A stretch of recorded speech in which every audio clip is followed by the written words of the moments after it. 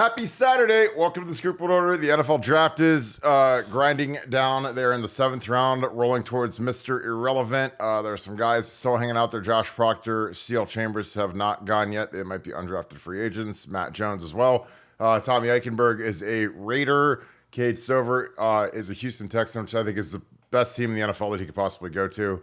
We're going to get into all that. A surprise 5-star visitor. And what's coming up this next month is going to be a huge recruiting month. Big Under Armour camp in Canton, OT7, South Florida Express is going on right now. A lot of good stuff to talk about. We're going to get into all of it, as always, and take your questions. That being said, as always, thank you guys for joining with us on your Saturday. Hope you guys are having a great weekend. Nice weather in Columbus if you guys are in Central Ohio. Gorgeous day out today. The draft is grinding along, so really cool draft threads on BuckeyeScoop.com. I hope you guys are a part of it.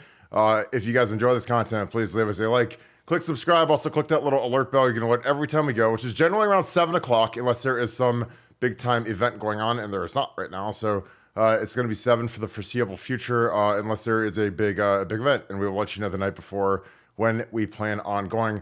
As always, shout out where you guys are watching from. Shout out who you guys are watching with. We appreciate you guys. That being said, Nevada, this is a very intriguing visitor. Doran Moore looks like he's back in town. Kid is awesome. Again, this is I think that more than ever these guys are in the world of it's a business decision, man. I mean, you see Marvin go 4th overall, you see Garrett Wilson, you see Jackson Smith and Jigba, you see Jamison Williamson. I mean, you see these guys that are all across the program that go 1st round, that spent a lot of time at Ohio State, or all their time at Ohio State, obviously, the exception of JMO. I think these guys are starting to see that, this is, if you want to give yourself the best chance of being a very high draft pick, Brian Hartline, Ryan Day, Chip Kelly, Mickey Marotti is the meta. Your thoughts on Doran Moore potentially sneaking back to campus this weekend? Yeah, well, Doran Moore was, obviously LSU commit, a guy that was going to come back for the spring game, and then at the last minute had a high school track meet move, and he had to move, and he moved this weekend. I'm confirming the details of the visit, trying to figure out, make sure he's got in, make sure it's gone well. Trying to get some information on this right now as we speak. I literally have texts, flying in and out as we're talking. So if I buzz out on any of this, it's because I'm taking texts on this. But Doran Moore is a guy that he's given Ohio State all sorts of buying signals, and it's interesting because he just keeps wanting to come back. He keeps wanting to talk to Brian Hartline. And as you said, the NFL draft has basically placed a premium on a few positions, most notably quarterbacks and wide receivers, as we saw in evidence yesterday in the draft, and I'm going into today. If your kid is a capable, NFL-ready quarterback or a capable NFL-ready wide receiver, that is the key to generational wealth. And these guys all know that if you come to Ohio State and you're a starter, that's what you go on to. And, it's such an interesting sales pitch for Brian Hartline, because all Brian Hartline has to do is go, look, here's the last 12 wide receivers that have come through here. Here's what's happened. If you make the field, you're going to become a centimillionaire. And that's a powerful, powerful sales pitch. I know that it's interesting for Doran Moore. The second trip coming in was supposed to be a business trip, meaning he was going to meet with the NIL collectives, meeting with Ohio State to find out exactly what the deal was going to be. He's not J.J. Smith expensive, but he's going to be expensive because you're talking about a guy that's arguably the top wide receiver in his class. So, Ohio State plans to roll out the red carpet for him, plans to, put on the big dog and pony show. I think the big key for Ohio State right now is just selling the mom, selling her on the fact that they're going to take good care of his, her son, because everything for him is kind of laid out. Great quarterbacks, great offense with Chip Kelly and Ryan Day, and a great track record of success of putting people in the NFL. And that's it's a heck of an argument to make for any wide receiver, and Doran Moore is certainly listening. Yeah, it was interesting. And again, I might have missed it. But I didn't see Brian Hartline with Marvin in the draft room. And again, I completely could have. I saw Ryan Day there. I'm sure Brian might have been there, but Thursday night, if someone's coming in special on Friday, again, might have missed it. But normally you see the crew, like we saw it in Vegas. Obviously, it was Mickey and it was Hartline and it was Ryan Day. They had a big, CJ Barnett was there. This year with Marvin, I saw Reese. I think it was Reese Sox there at the walk-on receiver that did the Monarch machine was there. Obviously, his dad. Obviously, Ryan was there. Every head coach. If you have a guy in the green room, every head coach should be with the guy in the green room because that's the dream. That's the recruiting dream. That's the next sales pitch. Like when you're Ryan Day and you go out on the road recruiting Brian Hartline, the first thing I don't want to talk about if I go to see Doran Moore at Duncanville High School is, hey, I was in the green room with Marvin the year before I was in the green room with Jackson, the year before I was with Garrett and Chris Olave. Like, do you want to be my next guy who's going to be a green room guy? Like, green room guys are like the top 15 to 30 players in the NFL draft that get invited to the green room on Thursday night. Obviously, they project them to go in the top 20 because they don't want those guys that have to hang out and go second round. It's embarrassing. But, our guys have never been guys that have fell to the second round. Our guys are hot commodities. Our guys have been gone. The funny thing about Ohio State, when they have guys in the green room, they're never the last guy in the green room because they're hot commodities, because they're developed, they're polished, they play really well, they play really hard, they're pros. Again, I think Ryan Day's time in the NFL, and Brian Hartline's time in the NFL, and even Chip Kelly being head coach in the NFL, is major ammunition when you're talking to these kids on the recruiting trail, because this is a big decision. Again, the money's never been bigger across college and the NFL. You can generational wealth, take care of your family, live a comfortable life. But you're doing everything the right way. Because again, it's not about just chasing fast money. Like, it's not about just going to the team to be the highest auction guy, end up at Miami, end up at A&M, have your career end up being a disaster. This is about, where's it going to be hard? Where do they know what they're doing? Where can I go against players that are great, that are going to make me great? And that's what's appealing about Ohio State, is not just are you going to be going against great cornerbacks, but you're going to be going against great receivers to compete for playing time. And again, when you see a guy like J.J. Smith go viral his first spring here, the first few months that he's been here, all of a sudden I think that kids like Doran Moore, like, they want to be that guy in 12 months. They want to be the guy next year at spring who is on College Game Day and on the preview shows and is on Fox and is on the tip of everybody's tongue, as in, that's the guy that went to the right place. They developed him. He was already developed, but they got him tuned up and amplified to the point where he's already going to be a day one starter at Ohio State University, like JJ will be. And that's what this kid wants to be. And this kid is he's nasty, he's physical, he's fast. I'm gonna click his highlights on for you guys. The draft is winding down. I do not know if Steele's going to go. We're getting close to Mr. Irrelevant. Kalen King just went from Penn State. A bunch of Michigan guys went at the very end of the draft. Nevada, I'm going to run some of his film. Your thoughts on the Buckeyes in the draft? Cade Stover, obviously Tommy Eichenberg. We talked about Mike Hall for a second, but just your overall thoughts on the Buckeyes in the draft this year. Well, I have probably a different view on the draft than most people. And so I'm going to put that right out there, that my viewpoints on the draft are very different. And the draft in general makes me sad, because when a player's in the draft and it says player in the draft, Ohio State, that means I don't get to see them play anymore at Ohio State. So having a bunch of players in the draft, to me, generally, while for some people that's a good thing, for me, that's generally a bad thing. So my takeaway from the draft, watching the draft this year, was, man, Texas, I know that they got a lot of guys back and they got the portal, but man, they lost a lot of people. Oregon lost a lot of people. Michigan lost a lot of people. And man, Ohio State didn't lose many people. So, I'm forward looking. I'm all about 2024. What's the next season going to be? How are we going to do? Now, having said that, I think all the guys kind of got what they deserved. They kind of ended up in spots that we thought that they should, or in play.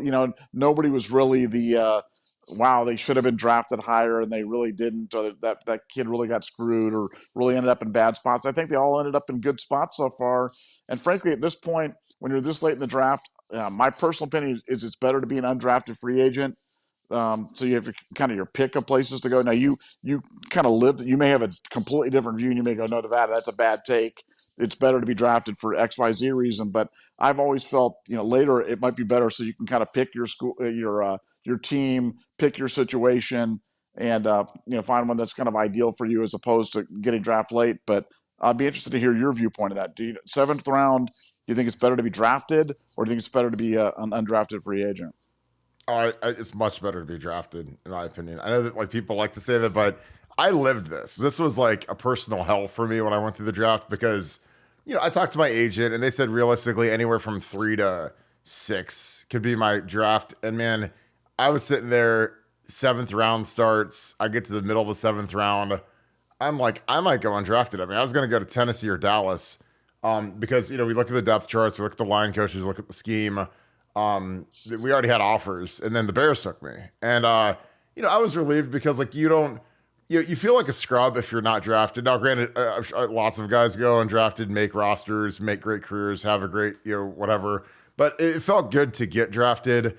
I was obviously angry because, like everyone dreams about getting drafted, but there's guys like Steel Chambers right now that are in like a personal hell because they thought they could be maybe a 5th or 6th round pick, and they did not get picked. So Steele didn't get picked. Matt Jones did not get picked. Proctor did not get picked. So they're all with their agents, going through their offers, looking at depth charts, where are the best shots where they can make the team. Obviously, it's different for an offensive lineman because you don't play special teams. But, Josh Proctor and Steel Chambers are going to have to be special teams demons to try to make an NFL roster, try to give a lot of effort to make it on practice squad. I was on active roster, my first year in the league, and it's a battle. Like I had a really good preseason, played really well. And it was a gift and a curse because I got cut a bunch of times my rookie year and I kept getting claimed on waivers. So in football, a lot like if you guys have ever played fantasy football and you guys have waiver wire Wednesday, every Wednesday when they do waiver processing in ESPN and Yahoo leagues, like if you get claimed by somebody, you have to go to that team. So I would get cut on weird days, like late night when teams are trying to sneak me through the waiver wire, and I got claimed 3 times. So I had to keep moving. It was insane. It was very nomadic. I wish I could have stayed with Chicago Bears. I loved Chicago. I loved Harry Heastan, the line coach. I loved the scheme. And plus, like I knew the play, and I had you have an apartment. Like you don't understand. Like in the NFL, when you get cut, like you don't get. It isn't like normal life. You're literally picked up and, hey, can you get to the airport by 4:00? Like, it's like you get picked up at noon and you got to leave in like 2 hours. And it's like, they don't say, hey, pack your house up, make sure your dog's got somewhere to go. Is your girlfriend or your fiance or your wife okay? How are you going to get your car there? It's like, no, you got to go to the airport. Like it's honestly like, again, I know they're making great money, so don't cry for me, Argentina. But it's like, it is kind of like inhumane because you're just like, well, like, what about my life? And it's like, oh, they don't care because, again, you're getting paid. So I learned a fast lesson after I signed 2 leases in the first 2 months of my career. I was never signing another lease. So I lived in a hotel the rest of my NFL career, and it was great. I lived week to week in hotels all across San Francisco and Detroit and whatever. And but I liked getting drafted. I hated draft day because, everyone dreams of getting drafted in the NFL. Nobody dreams of sliding down the draft board. And like I said, guys like Steel Chambers, who dreamed of getting his name called or getting that phone call, did not get the phone call. Proctor didn't. Matt Jones didn't. So again, it's different for everybody. And again, I think Cade Stover is probably motivated because there were about 8 tight ends that went before he did. So, but I think he went to the best spot imaginable. Like if I was Cade's agent, I'd say, if I could pick a team to him to go to, it'd be, Dalton Schultz is in front of him. He's got C.J. Stroud, who's the best quarterback in the NFL, the best young quarterback in the NFL. He'll probably be a top 5 quarterback in the league this year. Obviously, he's got the chemistry with Cade already. He gets to go to Houston. That's kind of his type of town, his type of state. It's all up for Cade Stover, and that is a great young roster. I mean, great. I mean, they're one of the 2 or 3 favorites to win the Super Bowl, I bet, this year. So. They spent a lot of money. They got another good edge rusher with Will Anderson. They got Stephon Diggs. So Cade's going to be on the come up. I liked where Mike Hall went. Mike Hall is going to be a guy that when he gets his next contract, he'll be like a $70 million second deal guy. Because he'll be a pass rusher. Those are the guys that get paid big time in the NFL. I thought the Browns crushed it with Zinter. I think Zinter from Michigan was really good. He's a really good guard, 6'6" guy, a big dude, guy that broke his leg when we played him. But the Browns, I thought, had a great draft for not having a first round pick. But I'm excited for this, guys. It'll be interesting to see where a bunch of these guys land at. Nevada, was that about what you thought for my draft answer? Because it is funny because they do. That's always kind of like the problem. Like this time, you'll hear all the guys that have never been drafted or they never wanted to be drafted say it's better to be undrafted. I was like, I don't know. I mean, it might be. You might be able to get like a little bit better scenario, but at the end of the day, like you have to go ball out somewhere. And when you're in those preseason games, those are like the Super Bowl when you're like a late round scrub dude, because everyone in the NFL studies those tapes, man. So it is. It's an absolute war out there to try to stick out on film. Your thoughts on that, Nevada? Well, yeah, that was an interesting answer because I really didn't know the answer to that. I had heard the other thing, many times, and one of the often cited stats is that the two most prevalent groups on NFL rosters are first round draft picks and undrafted free agents. Like those two are more so than any other group, and I always found that kind of interesting that that many guys make NFL rosters as undrafted free agents. And so I'm sure these guys, like I said, they have these mixed feelings as the rounds go late, but everybody wants to have their. I would want to have my name called. I'd want to have some recognition for all this hard work and like you said, none of these guys dreamed that they'd go that late. But the good news for all of them, though, is hey, it's the beginning. I mean, look at Brock Purdy. I mean, Brock Purdy went from the last pick in the draft, Mr. Irrelevant, to a guy that was like in the conversation for NFL MVP or whatever. Now I don't think he's very good personally, but yeah, that's a story for another day. But look, you just got to get in the right spot, get your chance, ball out, and make a roster. And Josh Proctor, Steel Chambers. Those are guys that can make a roster somewhere. There's no reason they can't play. There's no reason they can't be special teams demons and play on a team and help out and situationally. Because I see lots of Buckeyes that have played before that didn't get drafted as highly, but then like you said, they went on and just blew up and going on to great things. And I think those two guys will do it for sure. I echo your words on the Browns draft. I love the Browns draft. The Browns went for years where they would not draft Ohio State players. They just refused to draft Ohio State players. And then they go Mike Hall, and then they go Zinder, the Michigan guy. I thought those were both terrific picks for the Browns. Yeah. I thought they had a really good draft. And I love, if I'm a Browns GM, there's no way. I used to do this thing, and where I said, look, if the Browns just had drafted the best Buckeye available in every draft since 1995, what would their roster look like? And it was unbelievable. They have all these things, all these metrics and scouts and Mel Kiper and draft analysis and combines, and I'm like, just pick the best Buckeye on the board and you'll be just fine. But the Browns have kind of figured it out, and that's, as a Browns fan, I love to see it, and having all Buckeyes on the Browns just makes me love them even more. So I'm super excited about that. Yeah, I am too. But yeah, like the thing about the NFL is, I tell these guys, like, it's about going somewhere where they love you. And again, sometimes like when there's a regime change or a coaching change, things can change really quick in the NFL. But like Thayer Munford is with the Las Vegas Raiders. He has a great chance to start at right tackle. They took a tackle in the third round from Maryland, who's going to be his competition, but Thayer is going to open minicamp as the starting right tackle for the Vegas Raiders. He came on last year, played really well. The guy that he split time with, Jermaine Alamolor, left to the New York Giants for a 2-year, $14 million deal. It was really incentive-lated, so it's not nearly as much as $14 million. That's like with all the incentives, which a lot of them you can't hit. But, Thayer, they love him out there. He loves the Antonio Pierce. Like, I think he's going to do really good stuff. I think Nick Petit's got a chance. But, like, sometimes you never know. Like, I mean, Nate Ebner is one of the greatest stories in the history of Ohio State football, one of the most underrated players in the history of Ohio State football, a guy that, frankly, we screwed the pooch by not playing Nate as a safety. We played guys that, frankly, never sniffed the NFL, and Nate played like 10 years in the league for Bill Belichick, played safety for the Patriots somehow, wasn't going to play for Ohio State, which is hilarious to me. But, when he was coming into the draft, like, he wasn't a combine invite. He didn't play any All-Star games, but he went 6th round. You know, I mean, he went ahead of like a lot of really good players, that went later than him, and he had a better career than a lot of guys. 10 years. Again, he went with Belichick. Obviously, Belichick's the hardest guy in the NFL to play for, but Nate was just one of the toughest human beings I've ever been around, and was a guy that Belichick loved. He was really smart, did everything the right way, played with a lot of effort, a lot of toughness, and was a monster special teams guy. Him and Jackie, or not Jackie Slater, Matt Slater.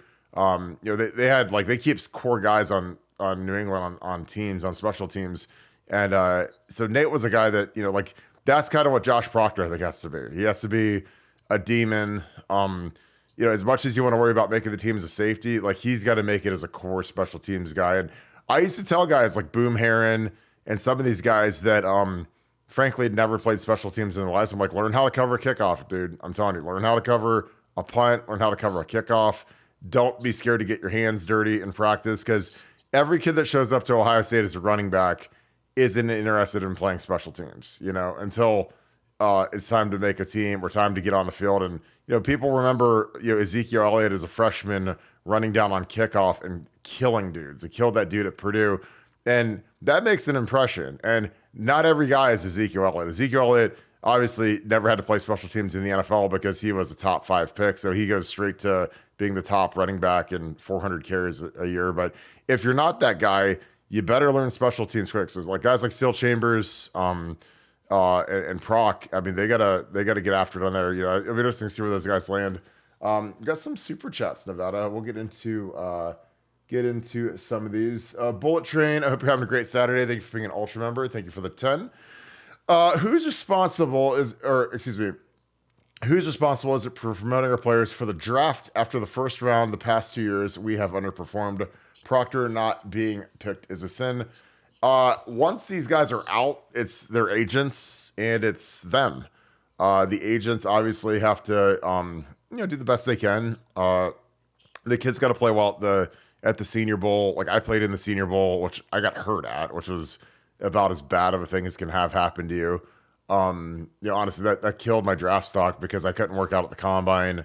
And at Pro Day, I worked out great, but there just was nobody. Our Pro Day was dead. It wasn't like one of these big ones where you have CJ Stroud and a ton of dudes. Like, a lot of our Pro Days are kind of hit and miss depending on the volume of talent. And the year I came out, we had me and Vernon Golston were it. So, if you weren't there to see Vernon, then nobody was really coming to see me when I was a late round guy and I couldn't work out. So it's all the agents mostly. That's what one of the biggest things that they got to do. But you got to do well at the combine. You got to do well at the Senior Bowl. You got to do well at your workouts and whatever. So with Proctor being a 6-year guy who's had a lot of injuries, I didn't think he would get picked. I didn't think Matt Jones would get picked. Steele, mildly surprised, but not totally surprised because his tape wasn't great. And I love Steel Chambers. I love his athleticism.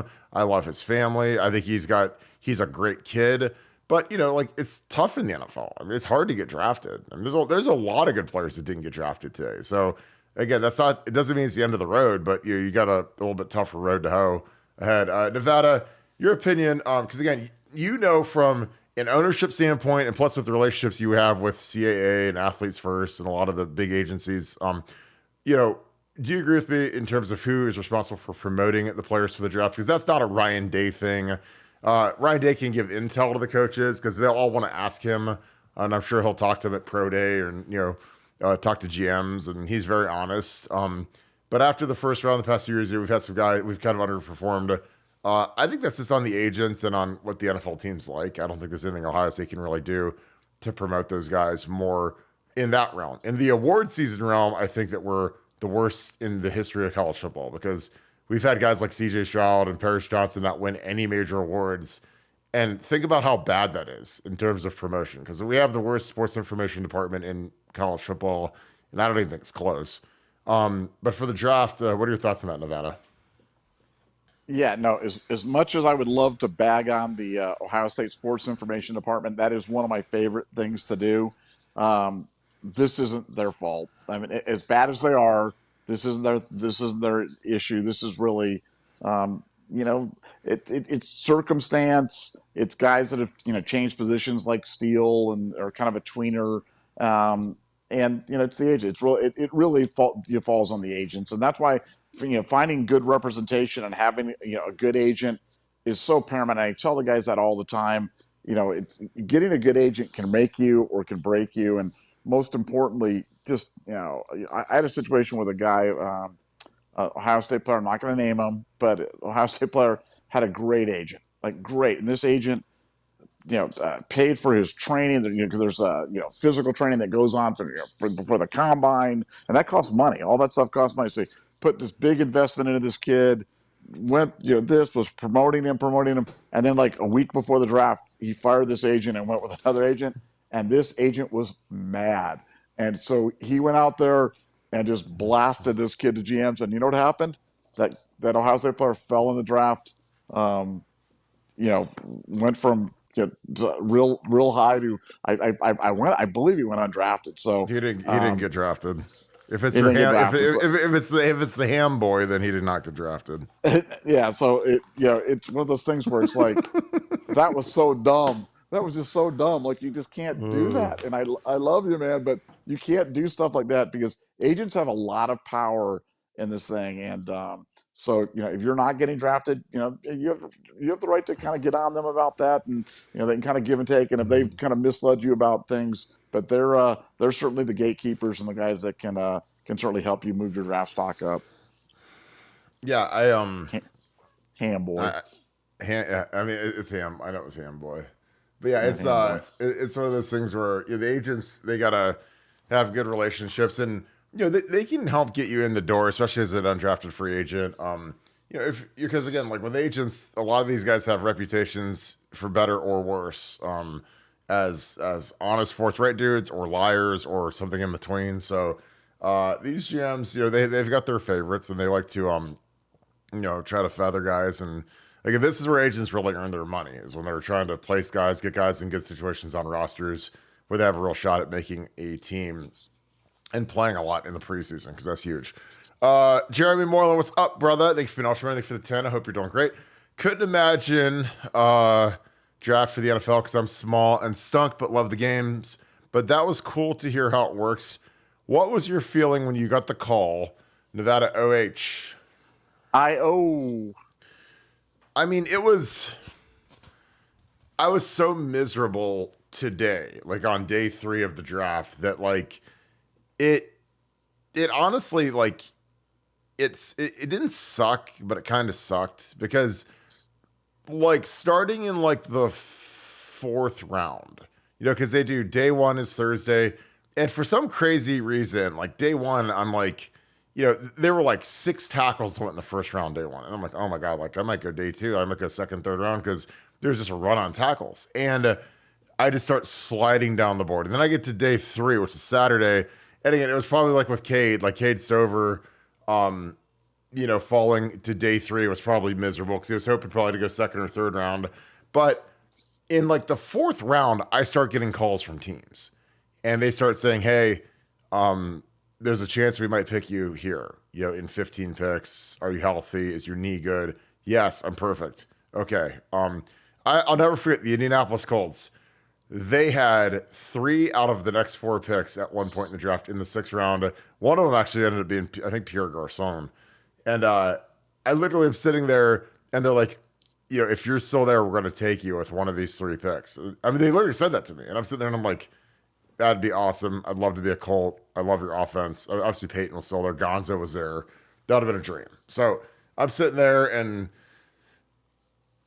slides down Pierre, somebody else, and then they take some guy from the Buffalo Bulls, like an offensive lineman, and I'm just like, and that happened probably 5 or 6 different scenarios where teams said like, hey, we're gonna pick you here, are you healthy, whatever. So my phone would ring constantly during like this draft in like it started the 4th round, and then 5th round, 6th round, hey, are you good, okay, great.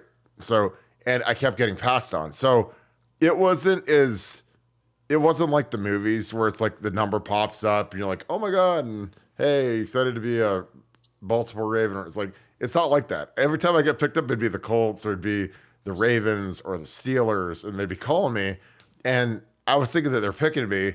and they're asking if I'm healthy. And then the worst is when you get to the 7th round, because then it's like I've got a team calling my home phone, I got a team calling my cell phone, and I'll have like the Packers here, and I'll have like the Titans here. And hey, we want, if you fall out of this draft, you want you as an undrafted free agent, we're going to offer you this much money.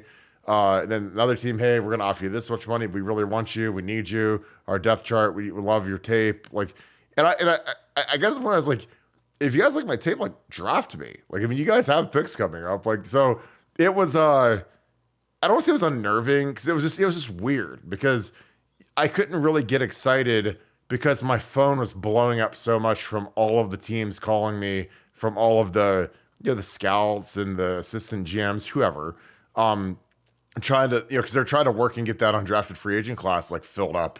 So, I like I said, it wasn't the magical, like, hey, oh wow, one team called me and this is great and I can't wait to be there, because you get to the end of that draft, man, and I'm sure Steel Chambers just is experiencing that, Proctor, Matt Jones. So, but when the Bears finally called, like, I didn't even know what to do, because like I had so many calls in the last 2 hours of the draft that like I didn't even know if I was ever going to get drafted, because I kept just being like the free agent thing. So then when they finally said, "Hey, we're going to pick you," I was like, "Seriously? Like you actually, like someone's actually going to pick me?" Because it was interesting, but it was fun.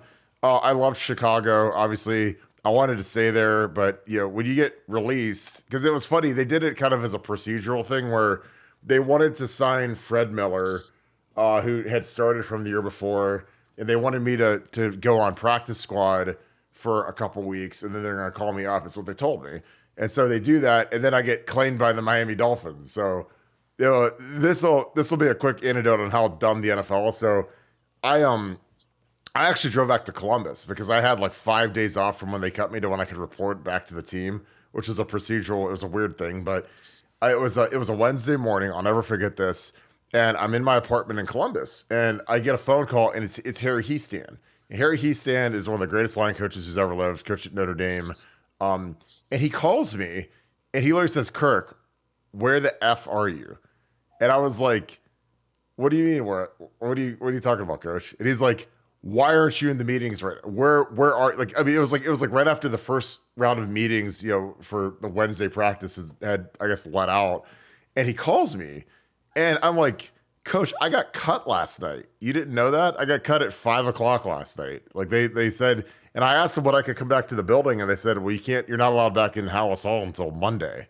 And I was like, "So what am I supposed to do? Just sit in my apartment for 5 days? Can I come work out?" And they're like, "Nope, not allowed in the building." I was like, "All right, well, I'm going back to Columbus because I can go work out the Woody." So it was the weirdest thing of all time, because my own line coach, who I loved, and he was a total hard on. I mean, he was a dude that was like always up your hind end when he was coaching you. But I liked that. I mean, I didn't mind like tough coaching, because that's kind of what I was brought up on. But he had no clue that I was cut the day before, and he thought like I like slept through the meetings, and it was like he was like mother effing me, like. And I was like, this is when I knew the NFL was insane. I was like, this is a different world, because I was like, my own position coach didn't even know I got cut, and he's called to rip me and fine me. And I'm like, dude, I'm not allowed in the building. So I don't, you go call Jerry Angelo and Lovie Smith, because they won't let me come in. And he's like, "Oh, well, when are you coming back?" And I was like, "Monday. I can't come back before then." "Okay, I'll see you Monday." I'm like, okay. So then I get claimed by Miami, and I got to fly to the Dolphins that night, like at 4:00 that night. So it was wild. So it's not always everything you dream of, but it was fun. Like I said, I love the NFL. I don't complain about the NFL. I had a crazy NFL career, but when you're young and you don't really have anything tying you down, it's like, you gotta do it. I mean, why not? I mean, everybody dreams of doing it, and getting paid, so why not? Nevada, was any of that hilarious to you? Because it was hilarious to me at the time, reliving it. Well, I guess I just have a quick question for you. Was like, so were you watching the draft the whole time, or did you just like go off and go to like Raising No, Cane's and eating no. chicken and stuff like that? Or were you sitting there like glued to the TV? I was watching it, and I was glued to the TV. I was at my mom's house, and like I didn't do a draft party because I just didn't know how this thing was gonna go. So I didn't need like 8,000 people early. And like eventually, like I just went back in my bedroom and just I just laid there and looked at the ceiling, because I was like, is this ever gonna end? And then finally, like I got the call after I had like 800 calls. But this wasn't, like internet phones weren't really as good as they are now. Like the iPhone had even, I think the iPhone might have just come out. So like, but it wasn't like now where you can get refreshed and get instant access and information. So I watched it, but I was like, thank God. When I finally got picked, I was like, praise God. And then you have rookie minicamp the next week. So I mean, that next week I was already in Chicago working out with the Bears. So it was a quick turn. But like I said, it wasn't. It's not what you dream of. But again, it was happy. Like I said, I was happy to get picked because I know that's something around this time of the day. Everyone's always like, it's better to be undrafted. I'm like, no, it's not. I'd rather be picked any day of the week, even if it's by a team that hates me and they're just gonna bury me on the depth chart. If they pick you, like they're gonna try to have you make this roster. Now they might need you as a camp body, whatever. But draft picks are valuable. I mean, you see good players get traded for 6th and 7th round picks, so they don't just like throw those things in the trash. Like they're trying to build a roster out, and these guys are trying to like save their jobs. So I mean, every pick counts when you're a GM and a coach and whatever the power structure is there. So they don't really have throwaway picks, in my opinion. Now, obviously, there's a lot of guys that have a lot better chance of making the roster if you're obviously a higher pick. And that was always my thing. Is like I just wanted to be like a 4th round pick, 5th round pick, because if you're a 4th or 5th round pick, you're guaranteed to make the team, unless you just absolutely suck. Like you're guaranteed to make the team. When you get that 6th, 7th round, man, it is a lot of 6th and 7th round picks get cut. But your top 4. I mean, I played with guys that were 3rd round picks in Chicago that were terrible. Like they wouldn't have played at Ohio State. They were terrible. And I was like, how on earth is this guy a 3rd round pick? I was like, was this GM blind or did he like sleep with this guy's mom or something that he picked him that high? Because I mean, I played with guys that were just trash. Like they would have played at Ohio State in 1,000 years, but they went 3rd round for whatever reason. So, and then of course they ended up being busts. They didn't make the team, which I could tell if guys were busts after about 2 days of practice, if guys sucked or not. And it didn't really fool me too bad. So, but it was interesting. But yeah, I watched it, but it wasn't like you dream of. It wasn't like the movies like you always you dream of when you're a little kid.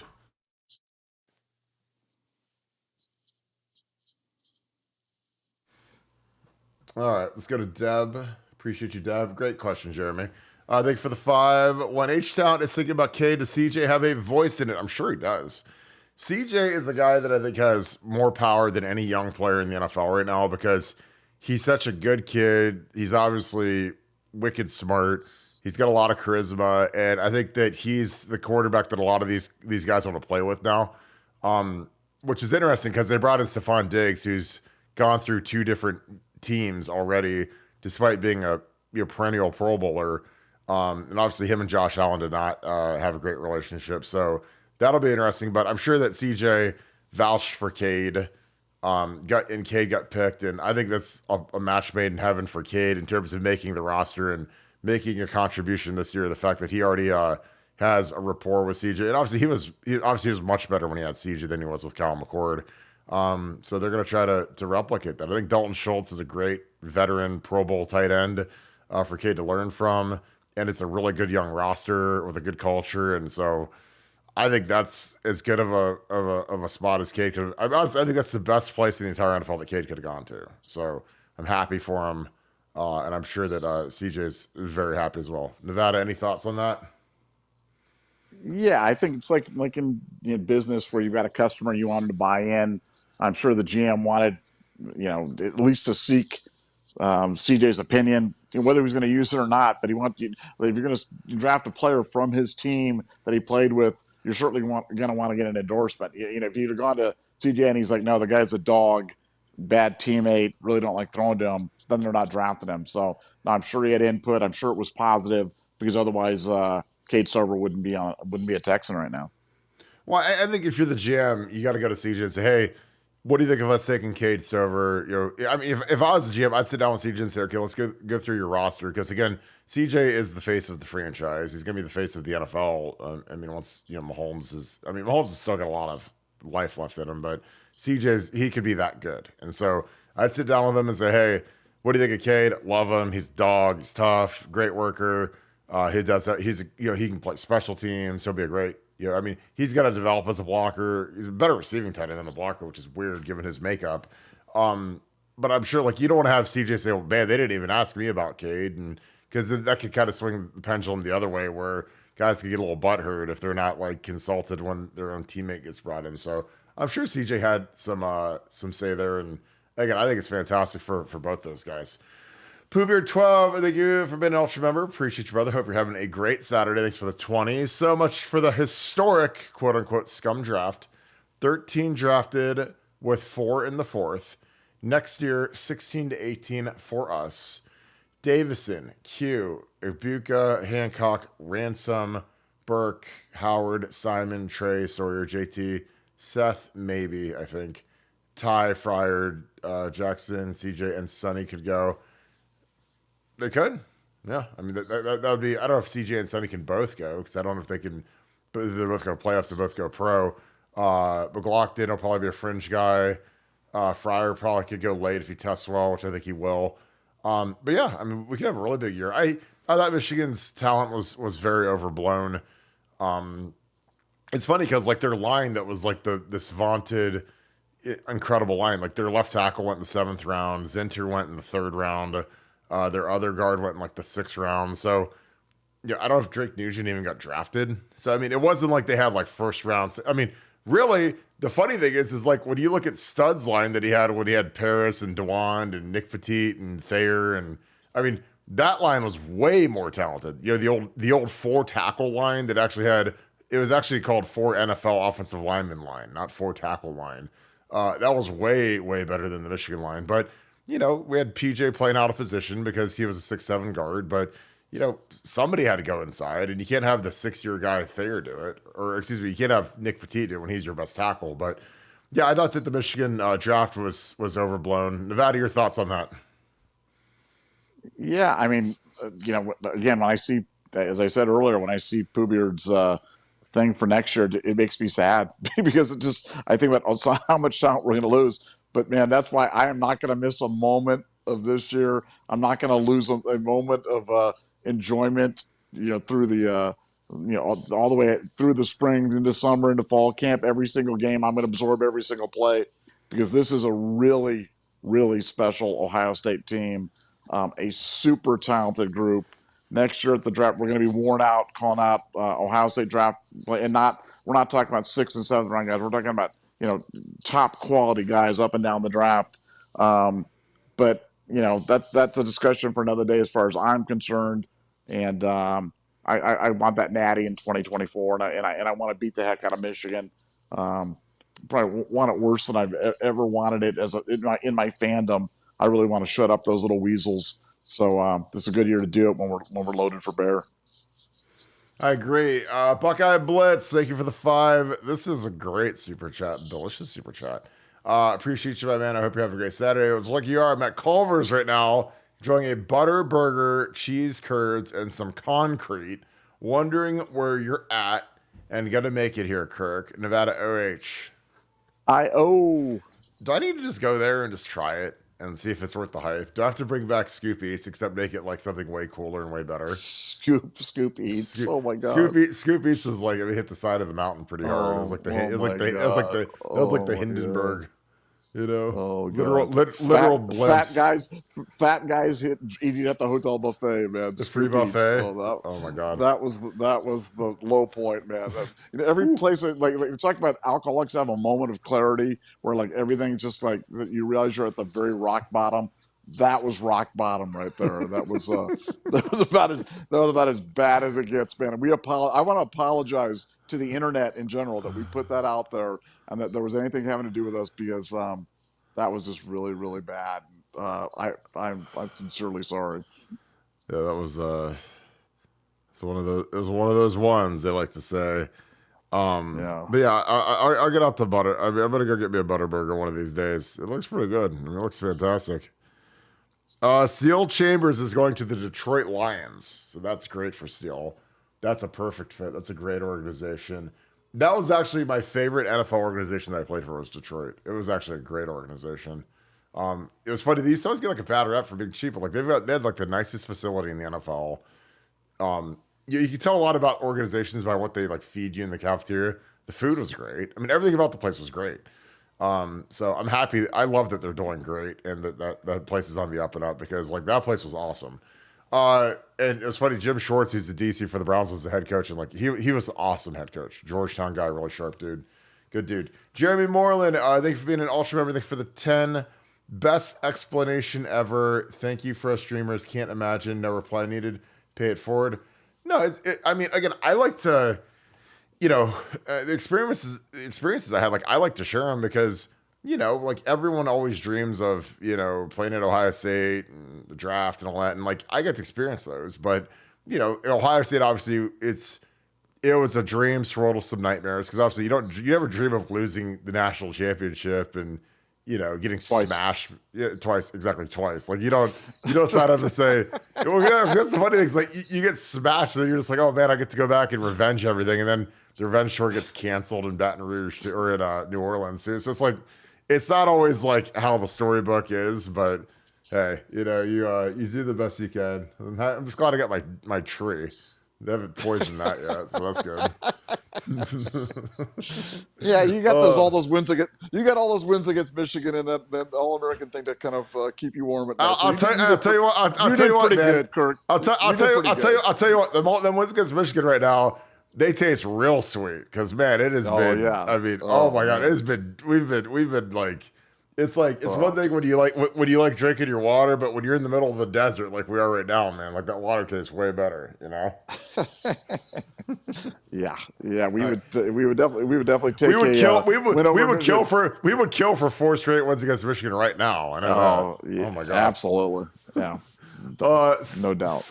Scott Killian, thank you for the 5. One step closer to football season. Congrats to the best STEM band in the land, Drum Majors, for this year. Tried out an announcement earlier this day at Lincoln Tower Field. So does that mean you made it? Scott, are you a drum major? That's amazing if you made it. Nevada, what do you think of this? Does that mean that he made it? Tried out and announced earlier today at the Lincoln Tower Field. Congrats to the drum majors for this year. If you made that, that's awesome. But I'm not sure if that's what you're getting at or if you know somebody that tried out for it, but that's awesome. Well, whoever made it, that's an amazing accomplishment because that is a high skilled competitive job to try out for and to get. So whoever got that, our heartiest congratulations because those are true athletes there in the purest sense of the word and entertainers and everything else. So yeah, big time congrats to whoever made it. Yeah, I totally agree. So yeah, that's awesome. Ja Deman, thanks for the 5. Michael Hall next to this is what I'm saying. Michael Hall next to Myles Garrett.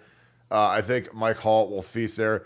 Then you got Zadarius Smith on the other side. I mean, dude, that is going to be awesome for Mike Hall because nobody's going to care about Mike Hall. I mean, you got 2 Pro Bowl DNs like bookending you, and Myles Garrett, like, I don't know if he's Reggie White, but he's got to be a top 5 DN of all time. I mean, he's that good. I mean, he's J.J. Watt. He's Lawrence Taylor. Lawrence Taylor. Yeah, I mean, those pass rusher guys. Like, I don't know who you take over him. I mean, maybe Reggie White. I mean, Reggie White obviously had his own. Bruce Smith. I think those 2 guys lead the NFL all time in sacks. But I mean, Myles Garrett is a freak of nature. And again, if he played back in that era, I don't know what Myles Garrett would have done back in the in the 80s and early 90s when the tackles weren't nearly as athletic as they are now, and the schemes weren't as sophisticated. But yeah, I think Mike Hall's going to eat, and those guys like Mike Hall are the guys that end up when they get to their second contracts. Those are the guys that end up getting $84 million over 4 years because he'll end up having 10 sacks as a D tackle. His number will probably be too high for the Browns to franchise, and he'll hit the free agent market, and he'll have a fortune. Christian Wilkins just did that. Devon Hamilton. Yeah, Devon Hamilton. Yeah, but it's especially like the small, fast pass rushers are the guys that get paid a ton of money. So I'm very happy for Mike Hall. I think he's gonna do some major work. Deb, appreciate you. I hope you're having a great Saturday. Thank you for the being an ultra member. Thank you for the 5. Listening to you describe what it's like going through the draft is why I watch you and only you. Nevada OH. I appreciate you, Deb. I mean, again, it was something where I always joke because my NFL career was really weird. Like I was there for about 3 years, rookie year. I mean, I've talked to scouts and guys that are actually now GMs, and they're like, we've never seen anything like your career in terms of how much I moved my rookie year. And again, I just kind of when you're in the league, and it was mind you, it was '08, so it was the recession. And I was having like the greatest year ever because I was a rookie in the league and I'm on active roster and traveling all over the country. I'm in San Francisco and Miami and Chicago and whatever. And you're getting paid every week. So it's like, you just got to roll with the punches as best you can. Um, but yeah, it wasn't like the dream, but again, that's just life. Like, I mean, sometimes it doesn't always go the way you plan it to be, but I had a blast. Again, I don't look back and, the thing is like when you go hard, like I worked really, really hard. So I didn't look back and say, man, if I only would have trained harder, if I only would have went harder, if I only would have played harder, then maybe I could have been better. But like I did everything I could. I mean, really, physically my body gave out on me, which sucked because it's like you finally get to the point where you're getting paid to play, and it's like you tear your hamstring, you get cardiomyopathy, a misdiagnosis that basically gets you cut because the Detroit Lions were scared my heart was going to like blow up on the field. So they cut me in the middle of summer, and then they actually brought me back, and then they cut me again when they got re-diagnosed. I was like, oh, this sucks. So, but by then I was kind of over the whole thing because I was just like, I can go get my MBA and I'll be fine. Like, I'm not going to be at the soup kitchen, but it was fun. Like I loved the NFL. I loved all the people I met in the NFL. I loved studying football. And I loved coaching. Like I loved coaching in college. So I love studying the game of football. It's my favorite thing in the world. So it's a blessing that we get to use this format to kind of convey our knowledge and answer questions and talk ball. So I love it. Again, everything happens for a reason, and we are right where we need to be. So Deb, I hope you're having a great Saturday. That is very kind of you. Thank you so much. Ooh, this is a good one. Larry Daniels, one. Thank you for being all for the 5. Hard Rock Casino, Tampa. Greetings. Well, you're beating me. I'm in Columbus. I'd much rather be in Hard Rock Casino in Tampa because that sounds amazing. Nevada, are you a fan of the Hard? I mean, the Hard Rock used to be like the thing. I mean, that was the thing back in the day. The Vegas Hard Rock was crazy back in the day. It's kind of evaporated a little bit, but they still have the guitars down in Miami, in Hollywood, and in Tampa. Your thoughts on the Hard Rock? I mean, you ever have any good Hard Rock stories? No, I mean, this is how old I am. I was there the night they opened the Hard Rock in Vegas, like the opening night of the Hard Rock in Vegas.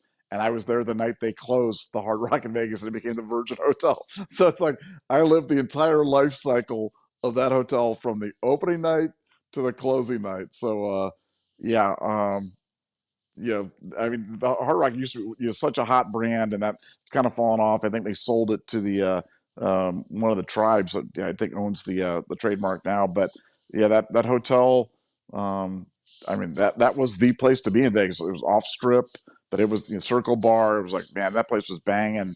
But it had a fall from grace and eventually got sold, and now it's Richard Branson's Virgin Hotel there, and I haven't been there. I have to check that out. And see what they've done with the place. It's struggling mightily. Oh, like it's almost going to be shuttered. It's so bad.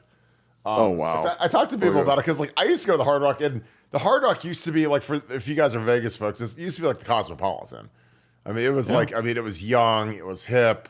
I remember I went to a show called Beecher's Madhouse, and it was unbelievable. And it's funny because I met Jeff Beecher at the Arnold Classic. He's friends with Patrick Schwarzenegger, who's my boy. And I told him, I was like, I went to your show when I was like, God, I was like 19, I think. I was there for my one cousin's wedding, and that's what we did for the bachelor party. I went to Beecher's Madhouse, like right at the table. It was the funniest thing. It was the funniest show. The comedians were incredible. And I was like, dude, it was so good. And like Jeff Beecher is probably, I think he's lost like 300 pounds, like literally. And he's just a great dude. Like I still talk to him, and he's like, and I was like, dude, your show is amazing. I just want you to know that. It's funny. He actually brought it back, and it's in Hollywood right now. They're doing like a couple of shows, like I forget what show, like the Roosevelt or one of those, but that was kind of cool. But yeah, the Hard Rock is awesome. So I am very, very jealous of you. Well, Nevada, I know that you have a hard stop tonight, so we're going to hit a hard stop. Any final thoughts as we wrap the show up so that we can get you out of here for your hard stop? No, just we're gonna get some updates on Decorian Moore. I know that there's another five-star offensive tackle that Ohio State may be in that we'll probably talk about tomorrow night.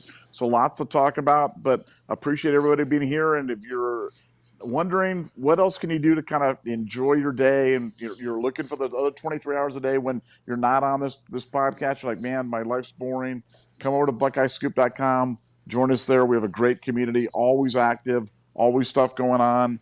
And we'd love to have you as a member. So come on by and join. Yeah, I totally agree. I am on there all day, every day. I was actually outside today. Beautiful day in Central Ohio. I was on there for a little bit, yeah. So I'm checking on Proctor. I'm checking on Matt Jones to see if there's any information on where they landed at as undrafted free agents. But the only one right now is Steel Chambers to the Lions, which I'm sure you guys know Chris Spielman is involved up there as a special advisor. So I think that's a really good spot for him. I'm happy for him. I think that'd be awesome. Taylor Decker's up there. Jonah Jackson left and went to the LA Rams, so he is no longer there. But there's some good Buckeyes up there. So, but I appreciate you guys so much. All you guys, I hope you guys are having a great Saturday with your families or whoever you're celebrating the weekend with. Appreciate you guys as always. If you guys enjoy this content, please leave us a like, click subscribe. Also, click that little alert bell. As always, we appreciate you guys kicking it with us each and every night. It is an absolute blast to be here with you guys. We appreciate all the camaraderie, all the great questions, all the great super chats. Thank you guys for paying it forward.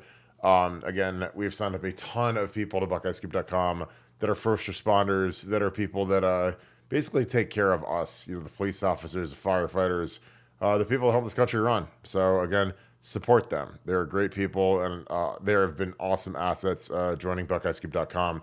Again, if you guys aren't on BuckeyeScoop.com, I can't imagine anything that's more entertaining for $13 a month. Like literally, it's as much as a Chipotle burrito at this point in this economy. So but I'm on it all day.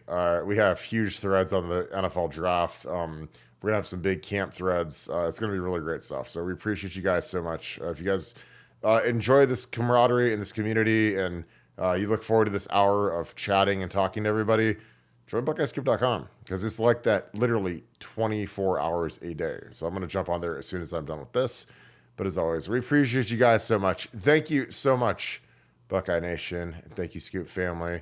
Should you shout out who you guys are watching with, and shout out where you guys are watching from. I hope you guys have a great Saturday night. We'll see you guys at 7 tomorrow on Sunday. Have a great night. Go Bucks.